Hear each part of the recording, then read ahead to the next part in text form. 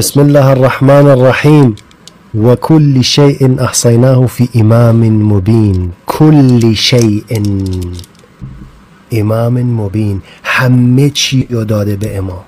همه چی، درسته یا نه؟ همه چی، صفات خدا، خالق، رزق میده، شفا میده. کل شیء احصیناه فی امام مبین. در کتاب اعتقادات الامامیه شیخ صدوق صفحه 100 در دعایی که حضرت امام رضا علیه السلام می‌فرماید: خداوندا، هر کس که مدعی شود که ما رب هستیم یا ما خدا هستیم، از او به سوی تو براءت و بیزاری می‌جوییم.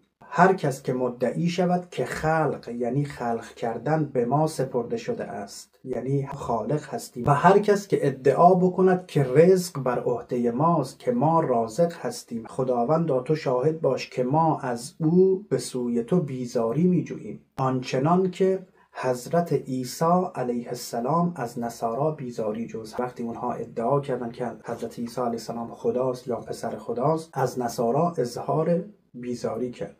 حضرت امام صادق علیه السلام می‌فرماید: والله ان الغلاة اشر من الیهود و النصارا و المجوس و الذین اشرکوا. غلو کنندگان بدترین خلق هستند، عظمت الهی را کوچک می‌کنند و برای بندگان خدا ادعای ربوبیت و ادعای خدایی می‌کنند. به خداوند قسم که قطعاً قالیان از یهودی ها و از مسیحی ها و از مجوسی ها و کسانی که شرک ورزیدند برای خداوند متعال بدتر هستند.